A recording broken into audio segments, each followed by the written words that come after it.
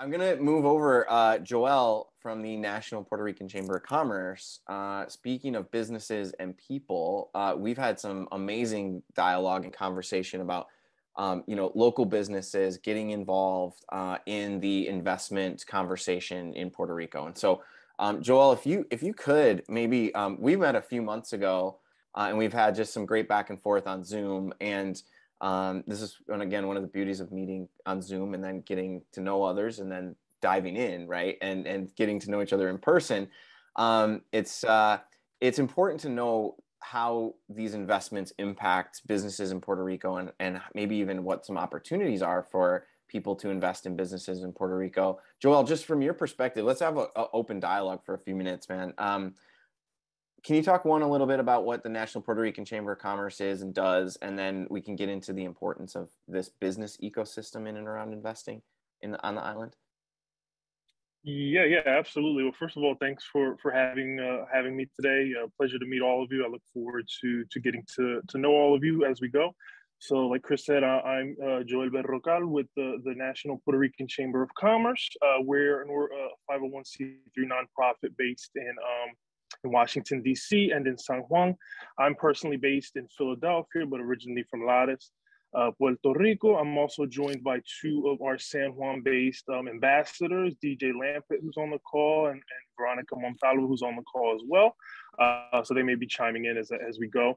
But to give you a little bit of background about the organization, we started about 10 years ago, basically kind of like what Robert said, to be cheerleaders for the island and for small business. We look to support small businesses in Puerto Rico and in U.S.-based businesses through advocacy work and through various other initiatives that we've been doing over the past about 10 years or so.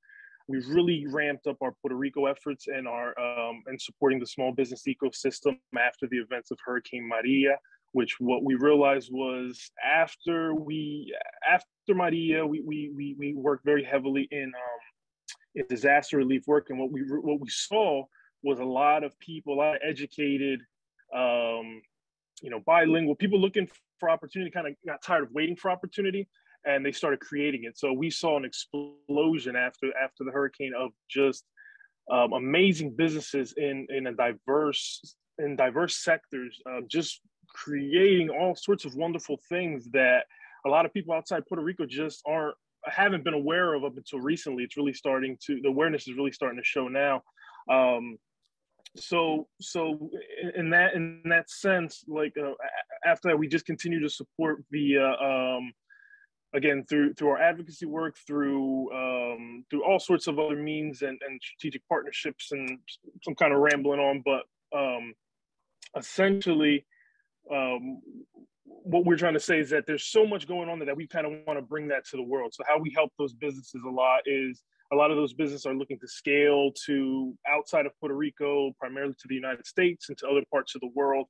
And we just want to do our best to give them an opportunity and showcase to the world. So that's one of the reasons why we wanted to work with you, Chris, and kind of on this event at the end of July to kind of showcase some of the amazing things being built in Puerto Rico.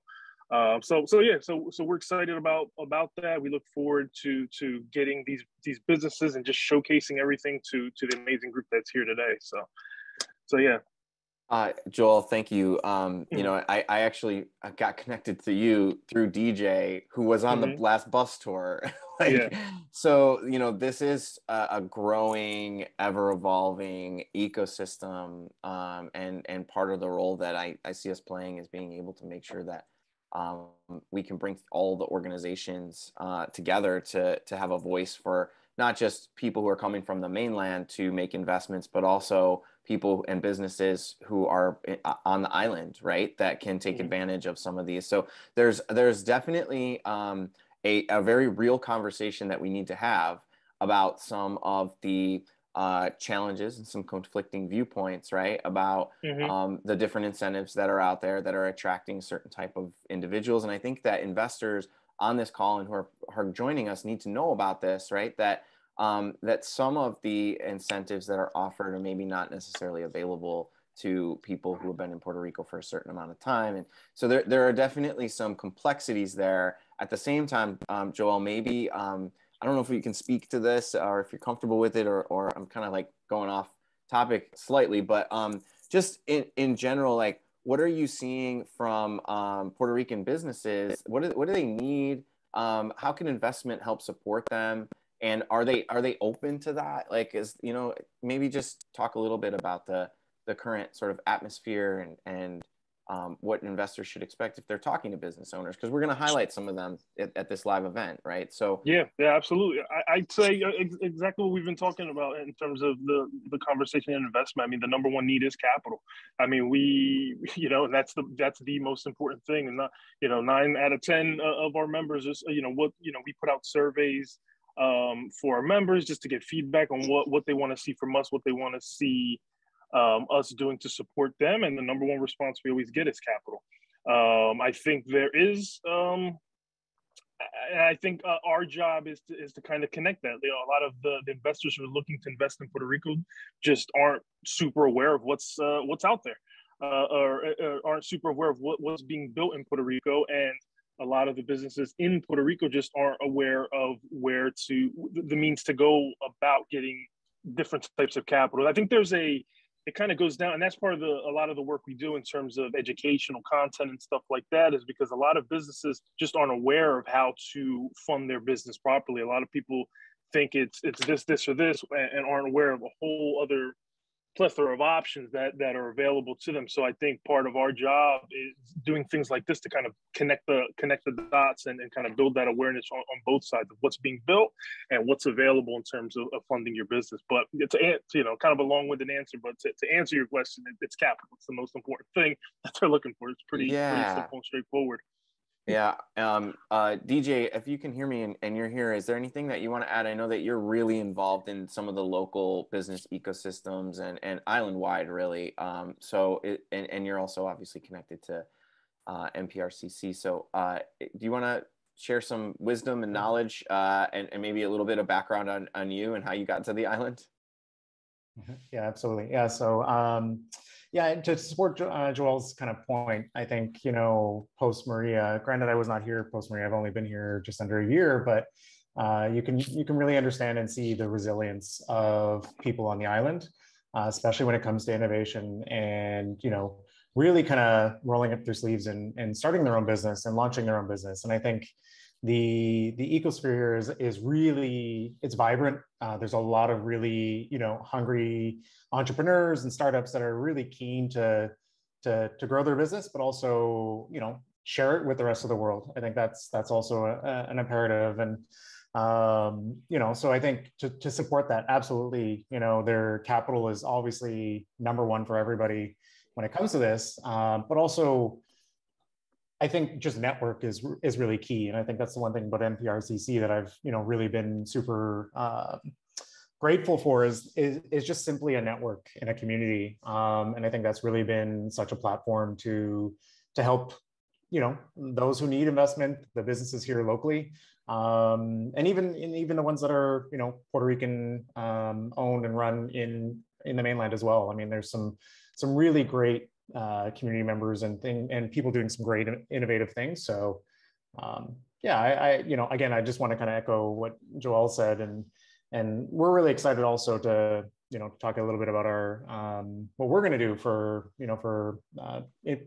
putting some of the businesses in front of this great group of investors, and as well we're excited to introduce some really cool and innovative companies that are ready to move forward and scale. So.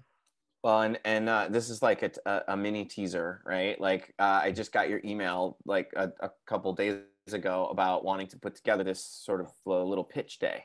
And that's going to be something that is just all the more reason to come hang out with us in person. So you get to see something like that. And we'll certainly keep that in motion and figure out how we're going to do this this presentation of these amazing featured businesses. And I know, the part of the spirit, and I come back to OZ because it's just the world that I'm in right now, right, is the spirit of this incentive is to pump economic, flow into areas that are traditionally underserved and socioeconomically challenged, I should say. And so, that's a big component of the formula in Puerto Rico and in communities in general, that to come in with capital, like Joel said, one of the biggest needs is also to come in with capital that's built on relationships, and that there's a trust that trust is created and in place, because otherwise it's like, hey, we know what you need and we're going to change everything. And you know, there's certainly a topic to be and a discussion to be had around that. But the more we get to connect with each other and see that we're all human and we're all looking to make good things happen, that's the environment that we've created in our past few events, and that we look to continue to create moving forward. So I appreciate the business side of this coming into the equation. And again, that only happens because DJ came on the bus tour. I sat next to him. He introduced me to Joel. And then I think Sean Hansen, who I think I saw here as well, he connected with DJ. He's got a property on the beach that he's now invested in. He introduced me to somebody else who's doing agriculture that parallels with what DJ is doing and what I would really like to do on the island, in addition to the opportunities on stuff. So it's amazing how much can come out of these types of engagements. So thank you both for being here. And, you know, it's exciting to know that we'll have a whole nother layer. Like, we get to see the real estate, we get to see some businesses. Is there like a teaser that you can provide, either Joel or DJ, about like what types of businesses we might be able to see and learn about? Yeah, it's going to be, right now I have a short list of about 10, and they cover all sectors. So we're talking agriculture, service industry, you know, more on the tech type of startups. So it's going to be a real diverse group. So I think everybody will be pleased with the amazing things that are being built on this island. Love it. Absolutely love it. So again, creativity. I think Deb said it. It's like the entrepreneurial spirit just starts to spark a lot of movement. I find that it's like, okay, which of these 27 opportunities am I going to pursue? Because there really is so much to be excited about.